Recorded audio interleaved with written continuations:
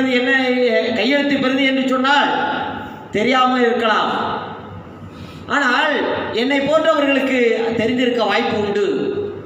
நான் கல்லூரியில் படிக்கின்ற காலகட்டங்களில் எல்லாம் கையெழுத்து பிரதி என்று சொன்னால் புத்தகத்திலே கைப்பட எழுதி அதை மாத இதழாக ஒவ்வொரு கடைகளிலே, அதாவது முடி திருத்த கடை இல்லை மற்ற ஏதாவது மிதிவண்டி கடை, அதில் கடையிலே போடுவார்கள். அதிலே கவிதைகள் வரும், கட்டுரைகள் வரும். இந்த சமூகத்தையும் மாற்றத்திற்கான அத்தனை செய்திகளும் கட்டுரைகளும் வரும்.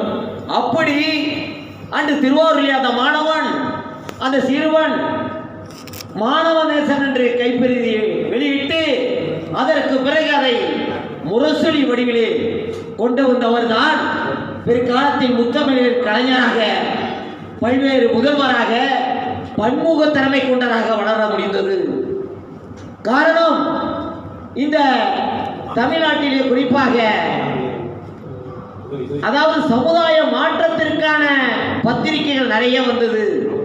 குறிப்பாக திராவிட இயக்கமும் பொதுவுடைய இயக்கமும் நிறைய பத்திரிகைகள் இந்த அடிமட்ட பகுத்தறிவு பரப்புவதற்கும் அடிமையாக கிடந்த இந்த மக்களுக்கு விழிப்புணர்வு கொடுப்பதற்கும், குறிப்பாக தந்தை பெரியார் ஆரம்பித்த குடியரசு இதழ், விடுதலை இதழ், அதே போன்று திராவிட முன்னேற்ற கழகத்தில் சார்பாக வந்த முரசொலி, அதே போன்று மார்க்சிஸ்ட் கம்யூனிஸ்ட் பொதுவுடைமை இயக்கத்தினுடைய மார்க்சிஸ்ட் கம்யூனிஸ்ட் கட்சியை சார்ந்த தீக்கதிர், அதே போன்று இன்று வருவதாக இருந்தாரே அருமை தோழர் மகேந்திரர்கள் சார்ந்திருக்கிற வலது கம்யூனிஸ்டுடைய இதழான அந்த தாமரை, அதே ஜனசக்தி, இது போன்ற இதழ்கள் எல்லாம் எத்தனை எத்தனை இந்த அடிமட்ட மக்களினுடைய பிரச்சனைகளை தீர்ப்பதற்காக, அவர்களுடைய உரிமைகளை பெற வேண்டும் என்பதற்காக அந்த பத்திரிகைகள் வெளிவந்தன.